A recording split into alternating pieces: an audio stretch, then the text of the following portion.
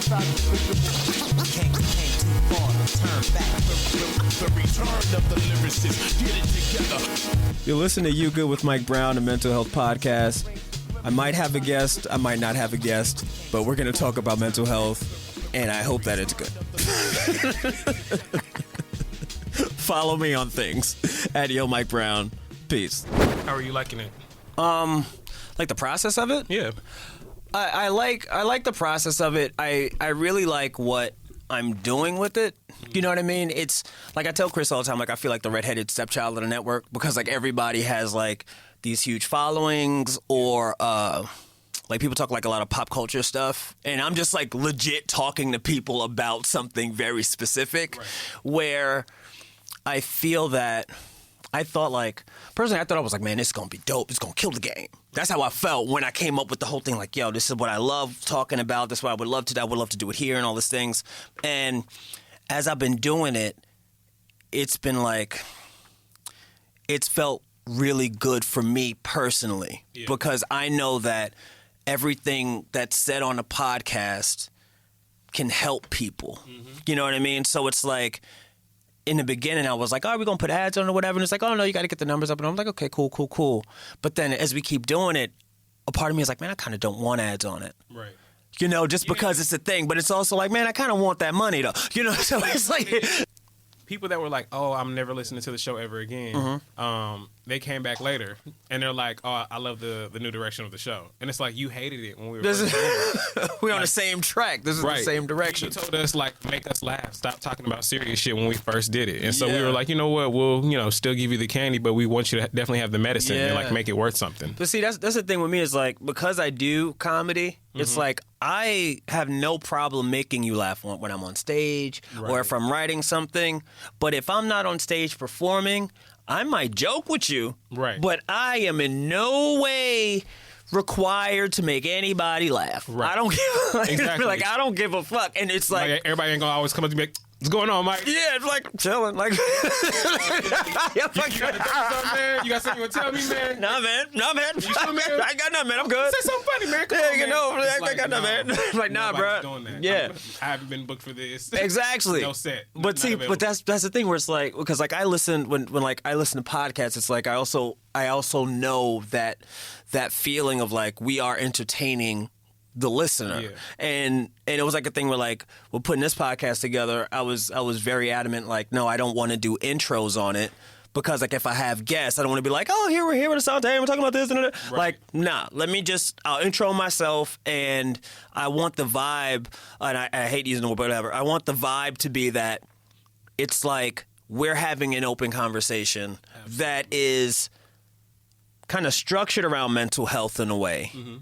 And it's open and honest enough that for other people, especially people of color, who are the listeners, because I've also noticed this too. A lot of white people sometimes listen to the show. We just go shout out to the white listeners. But like, I don't, hey, how you doing? You know, but it's like when people of color listen to it and they hit me up, they're like, yo, I really appreciate this thing, or I went through this, or I wish this was out when I was in high school, and this and the third. And I'm like, well, as I thought it would be for the younger generation that gravitates to the podcast, what I've realized is that it's more young adults who are like, man, we all go through this shit, and we see these people on Twitter, on TV, or whatever, and we only know their front-facing self. Right. So this is kind of like, hey, I'm a public figure, you're a public figure, so we can just talk about some shit, and it's not like, and it's just like really just for the sake of the conversation, so it can be had, and it's just out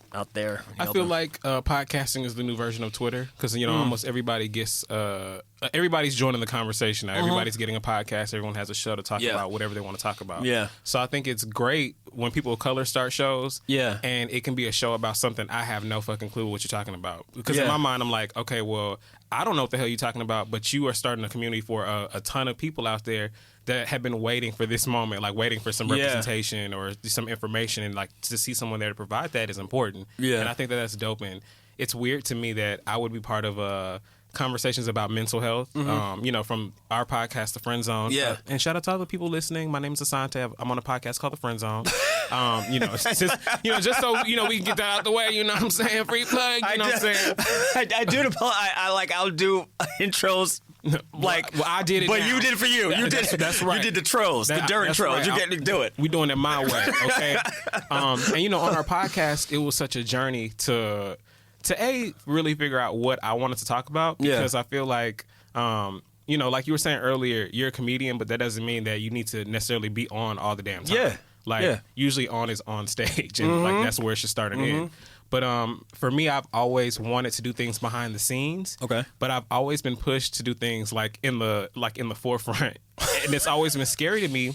Just to kind of, I guess, round back to what we will be talking about with social media, because social media has always evolved. Yeah. And so it's different trying to figure out like how I should be as far as like a public persona, while as social media evolves as well. Because as it evolves, you know, you see people that you like that do it, and then you see people that you hate that do it, you know? Yeah. So everybody has like kind of their style that they're good at. Like 50 Cent, when he gets on Instagram, it's like, what are you doing? Please stop trolling, like log off. Yeah. But at the same time, there's a ton of people that really like that. They really fuck with it. They think it's dope. Yeah. And that there's that crowd of people that are like, well, I'll know you for Instagram, but I'm not going to listen to your music no more. Yes. But at the same time, 50 Cent's not really making music no more. So he's like found all these different ways to make money. And he's not walking into a room and everybody's like, do it in the club. Yeah. Like we know him for so many different things now. So I thought that was interesting when starting a show. I was like, okay, so now I can just be known for like something else. Like I'll be able to do a podcast, talk about stuff that I want to talk about. And podcasting is another form of expression, as opposed to trying to get on the stage or create a web series or, you know, anything that anybody. Things that I've done. Both things that I've done that no one gave a shit about. Until now. Welcome. But you gave a shit about it, right? Yeah, I gave a shit about it. So when people look back at your catalog, they get to look at all the cool shit that you did because you were giving a shit about it. It all looks like solid and A1. Oh, yeah. I mean, it's like I've started like kind of considering myself more as, even though I do comedy, but like as an artist, and not as an artist as like a recording artist, but as an artist of like, I make art. And a lot of that art is under the guise of comedy. But like even this I feel is art because I really give a shit about it. Right. In a sense of like, because like I was saying earlier, like I can do these evergreen episodes, it's like we can have this talk about primarily social media and mental health and all these things, but that doesn't have to be like, oh, that's the hot topic. Right. It's like, fuck all that. Right. We're going to put this out. Because all the things that we talk about are like an everyday conversation anyway. Exactly. And it's a thing where I've like, and I think it's like for me, like I'm turning 37, right? So it's like my age and my viewpoint feels a little different, even though I'm still quote unquote a millennial. You know what I mean? So it's like a very weird thing where it's like, oh no, I get the Instagram fame and the Twitter and all that shit, but I also was on Twitter before Twitter was like what Twitter was or what Twitter is, and retweets and all that, and threads and like the before. Like the beauty of I think of like of Black Twitter before was that before like the blue checks were really a thing. Yes. You all know who had the blue check. You knew who you were like, no, this person's talking some shit. Yep. This person is smart. This person's funny. This and the third. And then what happened was you start having people who I guess they have the clout chase or whatever. And that kind of brings us to this conversation of social media. I'm surprised. There's two things. One, I should have brought it up before, but like I always thought that you would never be like scared of like the stage or public. I just never felt that you would have that. So you saying that, I was like, word? Yeah, you know, because it's different when you go on stage, right? Yeah. When you go on stage, you perform, and okay, so let's say you're doing stand-up. People can talk back and heckle you or whatever, but you're on the damn stage. So it's like one of many damn people that you really can't see. Yeah. So it might affect you in that moment, but if you're a seasoned professional, you might be able to make a joke out of that, a crack out of that, and that's not going to crack you. Yeah. For me, if I was doing stand-up, because luckily I've been on stages and everybody knows who I am or feels me, and if they liking the energy. How do you like hosting then? Like when you're like, I love to host, right? Okay. But if I were to do stand-up, I wouldn't want to do that because in my mind, if someone were to try to stand up in the middle of my set, I probably could crack a joke on them. But if I'm doing a set where I'm like telling a story, like I lose my train of thought easy as hell. So if I'm in the middle of that, someone heckles me, the joke is dead. Like I'm be like, and maybe I'll get a good crack off of them, but I'm like, damn, what the hell was I talking about? Which might be funny in itself, but for me, like I might feel like I'm flopping right now, like I'm fucking up. So like on Twitter, you know, back before,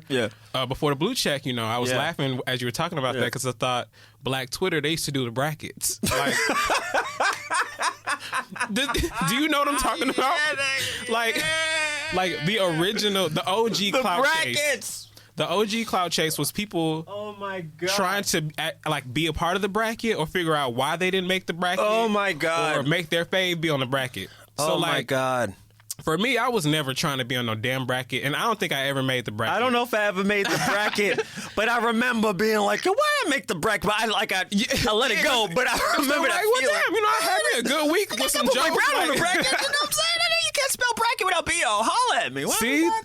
The bracket was something, it meant something. So, like, seeing the bracket, I never wanted to be on the bracket, but I would kind of look through and be like, I don't even know who these niggas are. Like, exactly. Like hating on the bracket for no ass reason. They made the bracket? Look, you know, some reason, like you said, you should have been in the bracket, you know. Yeah. So some of those people, when they made the bracket, the OG clout chase, right? Mm-hmm. I was never on Twitter to be part of that bracket. Like, I always thought to myself, like, because first of all, this was in a day and age when, like, Twitter, you had to be horrible to be amazing on Twitter, right?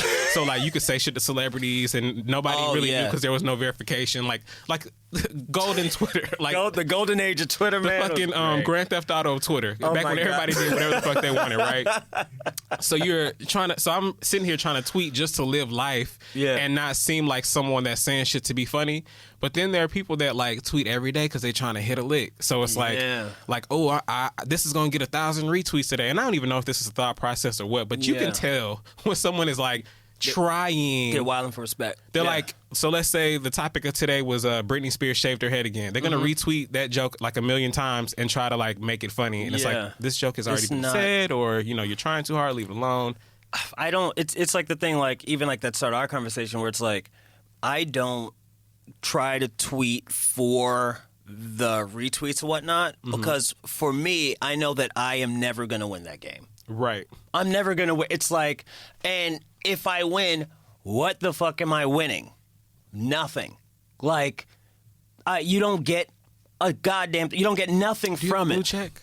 No, I will. I wonder if there's a different, I wonder if there's like a different thing. And it might not even be. I just thought to myself, I want a black fist on my Can they customize the blue check and shit? Yeah, that'd be crazy. Yeah. That would be lit. That'd be nuts. Or just like the black bird or something like this. Is a black, like the Blackbird's Twitter, right? Yeah. Maybe they could customize it. They could we make it the black fist. That would be a game changer. And then it could be adapt instead of like a like or whatever. Yeah. See, some things going here. I ain't giving nothing else away, don't give nothing else. Twitter, make your brackets. Okay, y'all know where to find us, too. I just get so, like, man, I get so much anxiety with social media, man. It's like, I don't even, like, I don't use Instagram too much. I use Twitter. Yeah. But now it's like, I come on there when I have something to say or when I'm bored as shit and I just feel like having conversations with people. What about Facebook? I got off Facebook, I wouldn't say early this month. Like, I'm still on just because, like, as a comedian, there's so many other comedians and it's like easier to just whatever with people. Pools and events and all that. But it's weird because it's like the same people on Facebook are not on Twitter, right? Right. So I feel like I'm totally abandoning an audience as a professional, right? I have abandoned that audience. Yeah. Go on. Right? Like, I do not be on the Facebook. Yeah. But it's like... But you're right. There's like a whole ass... It's a whole nother world. Like, yeah, seriously. I think who was it? I think Country Wayne was on the Breakfast Club and he was talking about, he was like, yeah, people ignore Facebook, but like he's like been touring just off Facebook and putting money in all these algorithms and whatnot. And me, I'm like, I don't want to be social media popping and change that into real life popping. I'd rather try to create things that can give me financial stability and people can respect the art. Like, yes. I'd rather have people see the things that I do and say, oh, who is he as a person? And then find me Mm-hmm. But if they find me first, like, oh, I just like him as a person. What is he doing? And come, that's fine. Yeah. But I never want to be like me. Have me speak at this because it's me. Like I'm just like no. I have art that I want to do, and I also know my boundaries. Yes. As a person. True that. So, no. I'm always scared when doing anything new, just because. Why? I mean, like, I know why, but, like, why? So, I don't... This is going to sound bad. I hope it doesn't sound bad. It's not going to sound bad. It's a safe space. It's like almost like a scared of success type feeling. Like, let's say... Greatest fear shit, yeah. So, like, I went to performing arts high school. Okay. I used to want to be like Denzel Washington and Derek Luke and hell yeah. Like I was getting the monologues in, I didn't know you acted. For one act, all that stuff. For real? Hell yes. Okay, I'm okay. So, okay, that's great. So that was in high school. That was my life in Atlanta, I'd rather. Because I used to go on auditions, like I did the whole nine. But after I moved to New York and, life, auditioning was not on my list of things to do anymore. I was trying to do my photography career, and then I gave that away. You're a fucking artist, man. So there's just so many creative things that I've always run to, but then I've kind of like veered away from for like little reasons. So in Atlanta, I thought the acting circuit would be smaller, and at the time it very much was. Because now it's Black Hollywood. I missed my lick. Yeah, if you would have been there for if you wanted to move to New York, you'd probably be acting all over this place. Probably right. Yeah, maybe. But scared of success because. Let's say you do get the dream gig or not even a dream gig, or just a really, really cool gig. Like, let's say your first job is a series, and you're like, okay, cool. Like, I got a series, I'm good. Mm-hmm. And let's say from that series, the character you grow to love them or hate them, whatever. You just grow tied to them. But then you have to do like something else, right? But then you become known for these characters, which is not such a bad thing. But what if you're trying to like get into like your next role or your next character, or trying to figure all that out? Because I remember at the time, at some point, the whole thing with Heath Ledger, that fucked me up because I thought about, Heath Ledger, Joker, him losing his mind and all that. Because one of the things I loved about acting, not so much as wanting to be popular or famous. I loved like the methods. Like, I loved sitting there trying to do character work. I loved, script dissection. I loved doing all that stuff. All that stuff was so cool to me. Yeah. So when I would walk into a room to audition, in my mind, I don't really give a fuck about this audition because it's just part of the process. So if I get it, I get it. If I don't, I don't. Yeah. So sometimes I would go in for auditions for gigs that I didn't even want just to like get used to auditioning, and I would get those gigs. But if the gig was Thug Number 2, in my mind, I'm like, well, I don't want to be fucking Thug Number 2. I just came to see if I could, I wanted to practice slating and all that shit. Yeah. And then I'm doing a read back, kind of giving, 50%, like failing upward. Yeah. But then I'm failing upward kind of in a arena that I want to be in, but not really. And that's scared of success because you don't want to be successful and then unhappy. And I feel like that can be so easy to do in certain arenas. I went through that same thing with comedy where like my first few years I was kind of just hitting the ground running and just doing things like, oh, I'm good at this, and I would just audition for things I didn't want or do shows I didn't want just because I was asked to do those shows. And it's just like that fear of losing, but also like being not really giving my 100% because I'm like, well, what if I really try and I bomb? It's like, no, you that's part of the process, but you're just scared of what could be. Yes. And you have to, it's like for me, I don't know if we talked about it, but like, so 2017, I had like a legit mental breakdown. I was fucked up. I was just like, I was suicidal all my life, had got to a point in 2017 where it was something so dumb too. And I was just at my wit's end. I had called like the hotline, spoke to him for like 30 minutes. And the guy was like, are you going to do something? I'm like, I don't think so. I'm pretty chill. And then I was like, you know what? Never called the hotline. Yeah. Oh, man. You never called the hotline? I know that's bad advice. I've called the hotline before. Yeah. I have. Because, I had some moments too. Yeah. Like, for real. Like, as a creative, I feel like, I don't know if it hits creative people harder or what. Oh, yes, it does. Because I've had people that are like, I don't know what the fuck your problem is. I was like, I don't know. It's a creative thing. Like, it's fucked up. But purpose. I called that hotline. No, that did not help. I was like, oh, man. I was like, you know what? I'm actually not going to do this because I don't want my blood on your hands for this dumbass conversation. Like, that was the only reason that it worked. But I've never, like, publicly said, don't call the hotline. But for me, it was really bad. So I was like, I'm not doing this ever. By like minute 30 of me being on the hotline with this dude, there was like a moment of silence. And he goes, so, do you feel okay? And I was like, oh, what, you got to go and break or something? Yeah, like, you got to break?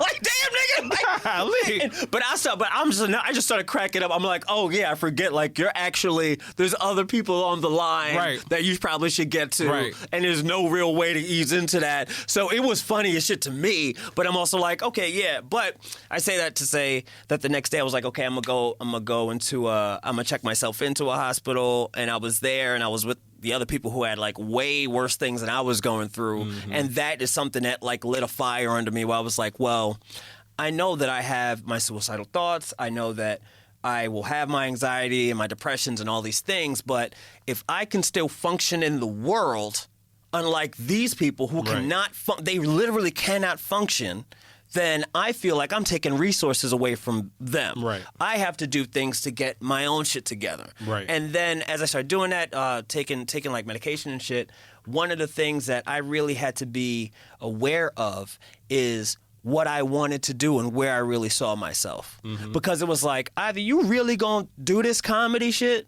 you really gonna do the things that you want. Like, I've wanted to do this type of podcast for a few years. Mm-hmm. You know, I even wanted to do like Kid Fury. Like I was telling him, I was like, oh, we want to do like a video game kind of show for the longer, but we just never like sat down and talked about it, really got it in. Yeah. But it was like, why am I not following it? And it's like, oh, because I'm scared that I'll fail. Mm-hmm. But then the other side of it is like, well, you should love the failure, because if you really go hard and you fail, at least you learn what not to do. Right. You know what I mean? Yep. So at least you learned something. Take them L's as lessons. Yeah. Turn them lessons into blessings. Seriously.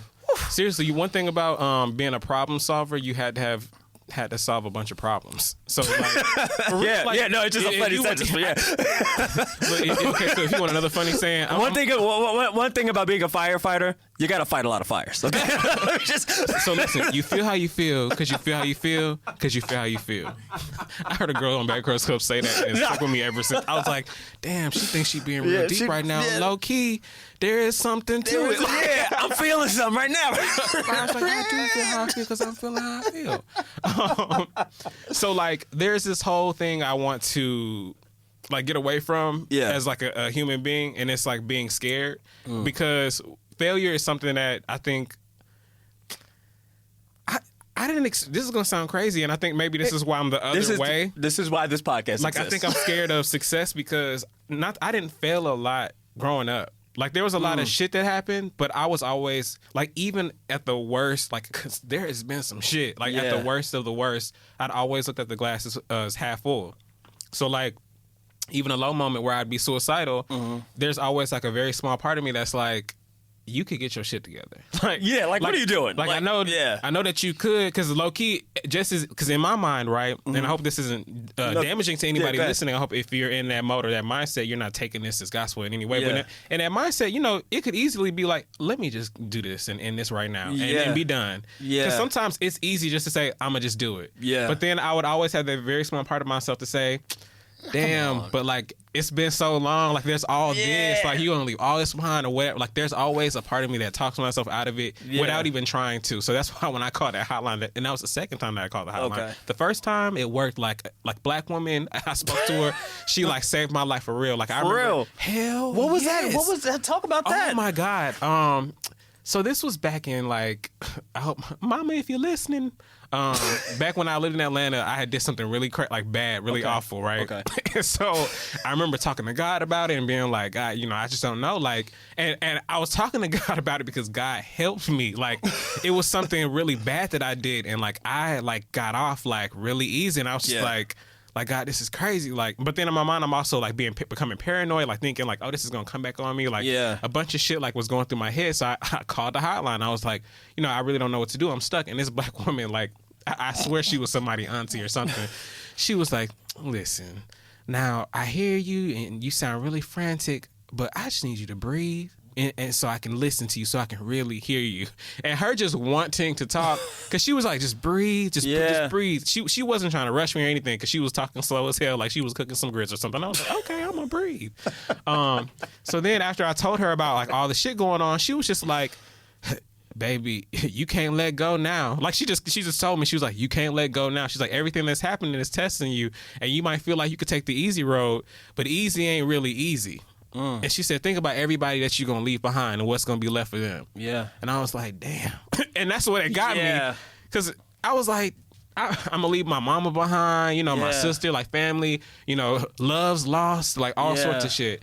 And it's crazy. Wow, it's really crazy. 10 years later. It's been 10 years? 10 years later. I just turned 31. I was remembering I lived in Atlanta. So 10 years later, like, I can't even believe I'm living in New York. And I hope I don't cry because I have been in Brooklyn and I've been taking my new space for granted, but it's part of my new journey. Like, in Atlanta, I ended a chapter and I was going to start new when I moved to Harlem, and I did. Like, I started new when I moved to Harlem, you know. Did everybody move to Harlem? Yes. Like, and low-key, I feel like it was my fault. So when I left, everybody was like, damn, you leaving Harlem? And I'm like, you only feel that way because of me. I think low-key, I was the precursor for the movement because I was up and when Kid Fury started visiting, he would stay by me in Harlem and he would like look around and be like, oh, okay. And then when he was with that Spanish, it was a whole thing. Yeah, and that was my fault too because, you know, when I first moved up here, like, I didn't know the lay of the land. So I lived, when I first moved, I lived in Brooklyn for a month. And then I was like, I'm never coming back here. Moved to Harlem, was renting a damn room and was like way more happier than I'd ever been. In somebody's house situation? You know, there's some Spanish lady, you know. Oh, okay, So they be needing that extra money, you know. Yeah. So they was charging the rent. We wasn't Pre-Airbnb bothering shit. each other. Pre-Airbnb. There was no Airbnb. A pothead. Then it was now we gotta, work do your own thing. Right. But 10 years later, not renting from no Spanish woman up in Harlem now. Got huge spot in Brooklyn. You know, nice location. Very nice stuff. Like, I'm able to do great shit. Yeah. Like, I don't want to seem like first world bougie, but I just got a Sonos, so it's like I couldn't do all these things before. Motherfuckers got tech now. I'm telling you, you know, in Atlanta, there's all that space, all that room, all the opportunity, right? Yeah. In New York, there are all these opportunities too because it's tons of people that come here or been here and they build that up, and that's the stress of that. It was kind of odd. It counteracted all the anxieties I had while living in Atlanta, like when I first moved here, because it was so much hustle and bustle. And was there anxieties when you first got here?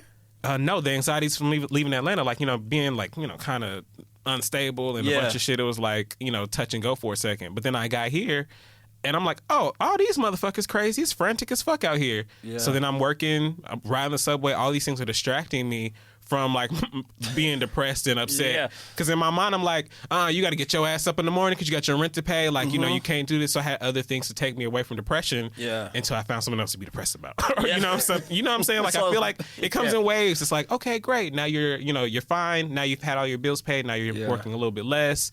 And then something else comes like, oh, what am I doing with my life now? Like, you know, now that I'm able to provide for myself, am I happy spiritually or, you know, financially? How do you fight that? For you? For me, I've decided, because, you know, being a problem solver and have had so many problems, I think of all the ones that I've solved, I've just decided that I just decide.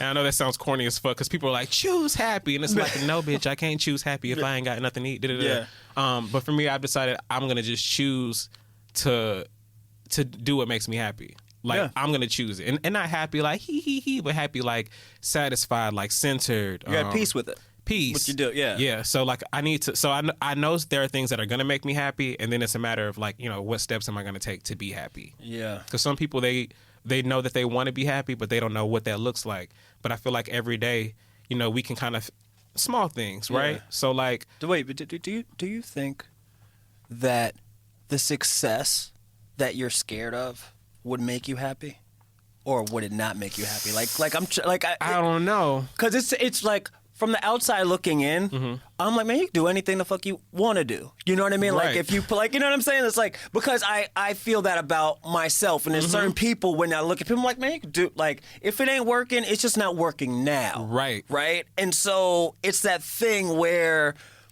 I couldn't, as being me, not bring that up and be like, why would success in that world make you happy? Because you are successful now. Right. So, I'm successful now, yes, But you just gushed about the Brooklyn spot. But I hate the Brooklyn spot. So like but the thing is, it's such a blessing to have left. But the thing was, now you make me be petty, and I don't want to be petty. Like, when I was in Harlem, like I was right off the train, like that those 2 to 6 extra minutes make a difference now. Like that fucks me up. So like 2 minutes to the train, like boop boop boop, like you there. Now I got to go down 4 flights of stairs and go to a train that might be local when I get on it some damn time. And I'm like, well, damn, at least I knew the other train was always local till I got to an express train so I could time that appropriately. But like little neurotic things like that. So, okay, so little neurotic things like that, right? Yeah. So I just gushed about this new spot. Yeah. Let's say you get a new job. Mm-hmm. Great new job. Except your boss is a dick or something like that. You know what I'm saying? Like there's always one little thing. You're like, oh, you right. So in my mind, and not that I live my life like this, because I feel like this is maybe just a level or a barrier that I'm going to break eventually. Because if I want to be happy, I'm gonna be happy. Like in my mind, like there's always going to be something that you're not satisfied with.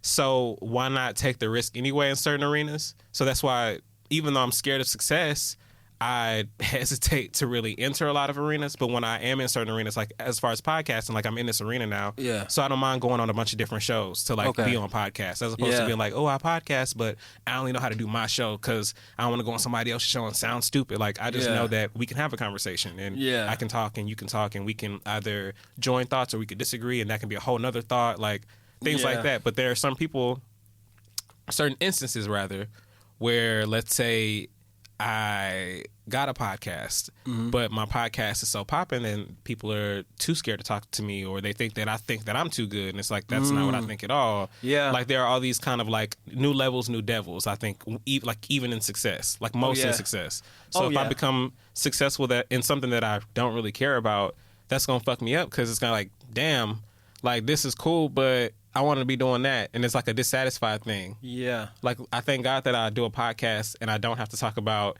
things I hate every week. Like, we talk about things that are, like, beneficial to your being, or things that are fun and funny, like things that make you laugh. And then I like the fact that we talk about things that we can help each other with, and then someone else listens to that and they get help from it, too. Because it's odd to me, and going back to social media, which I hate. So social media is kind of the thing about the podcast that I hate, because on social media you get all the tweets that are cool, that are like, I really like what you said on the podcast. Yeah, I see them all the time. Dustin's between them like that. Uh-oh. Because there's always something, right? Then you get either the tweets that are hating, which are few and far in between. So thank God thank God for that. And I don't want to give light to no like message boards or nothing. But then there's that. Where people like dissect you, and it could even be a think piece. Do you read them? No, I do not. I've made a conscious effort, but there was a time where I call this, and I hope nobody attacks me over this. I called it Nicki Minaj syndrome, right? Okay. Because I feel like, why are you in the comments? Like, she would always be in the comments and then responding. So for me, I had to teach myself to not be in the comments for things that are about the show. But the problem with social media is people tweet you any and everywhere, not just. So like, we have a show for the show. Yeah. And they don't tweet just that. They tweet you, which is fine in some aspects. But if you have a problem with something on the show, or with someone else on the show even, why not tweet the show's podcast, Twitter, as opposed to each of us individually or one or the other? Yeah. And it's like small stuff, people do what the fuck they do. Yeah. But in my mind, it's like, why do y'all do that? But the shit you can control, and the shit you just got to be over and not really care about. Yeah, I'm trying to I've been able to divorce my divorce my emotions from a lot of the stuff online, because it's like I would always take it so personal, and it was because I would always look at people on Twitter as people. Yeah, and I'm like, you know what? Sometimes people who are interacting with me, they're not looking at me as a person, because they're like, oh, I'm never going to see, this is just the person who hosts this podcast. This person doesn't have a real life, outside of this. Right. And it's still like, you know what I mean? Like, it's like, it's how I used to look at celebrities before social media, where it's like, they just existed and you never saw them except when they were doing whatever it was that they did. It's what I feel is the reason. You to see them. Exactly. It's the reason why I feel Michael Jackson will probably be the biggest, one of our biggest celebrities ever, because he had such an eclectic life and had a ranch and all these things, but you only saw him when he was doing videos. Hey, I have a kid. I'm going to hang my kid out the window. All right, I'm going back. You don't see me anymore. Right. You know what I mean? And even I think it's the same thing with Beyonce to a certain extent, where it's like, in Destiny's Child, she'd be out, she'd do the press runs and all these things, but now it's like she's at a point where she's like, no, I let my art speak for me. Yep. You don't see me unless I want to be seen. Yep. So she's put this barrier up, a beautiful barrier to keep her own personal life personal, but she's also firing on a level artistically where it's like whatever she does, you have to pay attention. I think Kendrick Lamar is in that bracket. Yep. I think Donald Glover's in that bracket. I'm trying to think of more just artists in general who are kind of like in that bracket. I think I would personally put Larry Wilmore in that bracket, but he's not as much as a performer. But like, if you look at what he's been working since like in Living Color. Yeah. He had his what was it, The Nightly Show. He helped bring Blackish to air. He helped bring Insecure to air. Like, he is a monster. But that thing of like being like, okay, I'm just going to be an artist. I'm just going to be successful, and I'm going to block out all of the bullshit because they're not going to look at me as a person. Right. They're going to say, oh, I don't like this thing about you that I heard. Yeah. And it's like, no, you're talking about me as a person. Right. But you're like, I kind of feel like as there's like a Twitter for yourself in the podcast, now it needs to be a thing where it's like there's a Twitter for me as a public persona and me for myself. Yeah, that's you know where what I'm I mean? at. Like, that's like, literally that's where I'm at right now. Really? Yeah. And you hate this shit. Yes, I do. And so I know there's a whole industry and people do that, and it's fine. Yeah. I don't know how to marry myself to that concept and be like cool with it and be like, oh, okay, cool. So like I'm this type of dude and this is what I do. Because it's never like, there are teenagers that do this shit and they capitalize off it and they love it. But for me, I'm just like, I don't know. I don't care. Like, I want to learn I just want to be happy in my own damn life, let alone figuring out how to use these things to make me happy and make me money. I want to figure out like how to be happy. Like, I would rather work a crappy job and be creative, honestly. Really? Yes. And I did that for many years. Like, I was working serving tables, which I don't hate serving tables. I just hate the people that are at the tables. So it's like, I'd serve a table just because I know, like, I'm not going to, you're not here for my personality. So I'm going to give you a fake-ass personality and just be fake the whole damn time and give you whatever the fuck you want, even if you are a dick to me. And you're going to give me money because you know that I didn't do anything wrong. And people did that. Yeah. And to me, that meant way more than being successful and then... Like, let's say I became a fucking pop star and my music took off. Yeah. Now I got people telling me, like, oh, I hate this song. I wish you would have did it this way. Or you need to do this with whomever. And I'm that fan. So I know that I don't want to do all that.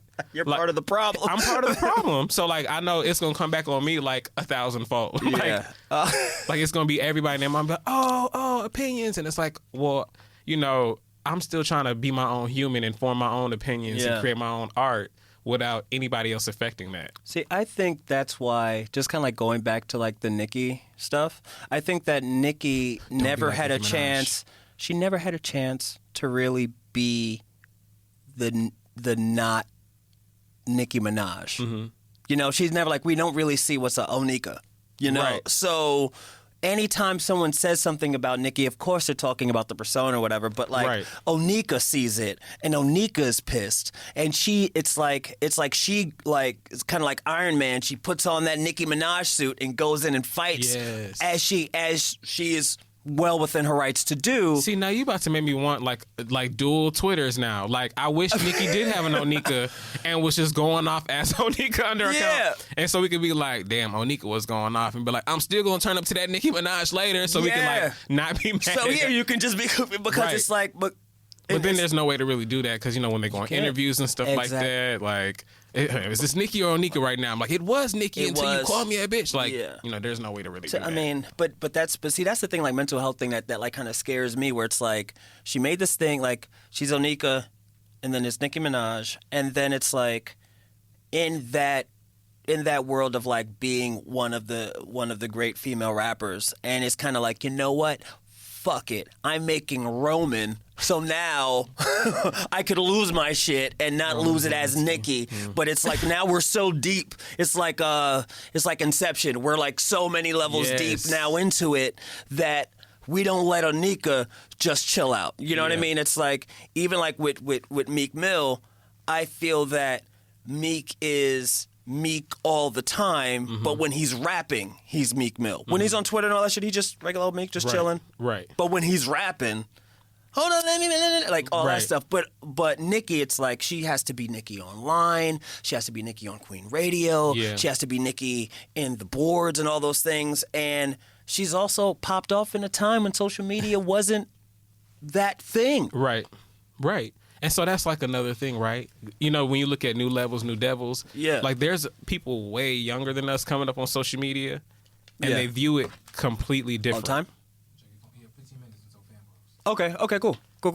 It's just so funny watching how I feel about social media and then watching younger people on social media, how they feel about it. How do you think they're going to, like, what do you think is going to happen to like okay, it's been 10 years for you, right? Yep. What do you think is going to happen to like the 15-year-olds who go on Twitter now, 10 years from now, knowing that like they're in the middle of the clout chase generation, they're in the middle of, I don't think they're like doing TikTok and all that stuff, but like I don't know if they're listening to podcasts. Like it's just kind of like, where does that go? Where does that? So the thing as a creative, right? We're all. I feel like we all are in this industry where we have to figure out like how to evolve as we create our art too. So I don't know if I can answer your question, but for those people listening, you know, in my mind, 10 years ago, a few years before that, but you know, 10 years ago, YouTube was still like coming of age. Like even though it'd been up for a few years, people were still like figuring out partner and didn't have original content yet. Yeah, it didn't have Lily Singh and like stars who were able to cross over into like the quote unquote real world yet. Yes, you know, watching the people on YouTube. And then they have billboards and train placements. It was like at one point it felt like that was never even going to be a thing. Like ever. Like, oh, you do what? You're a YouTuber? Like, what does that mean? Yeah. And then even people looking at the credibility of people on YouTube versus people on Twitter and how that all comes into play as far as credibility is concerned. Like, are you a reporter or does this become news because it's said on a vlog or, you know, how does that affect journalism? So I think it's interesting to watch social media evolve as the internet evolves. Yeah.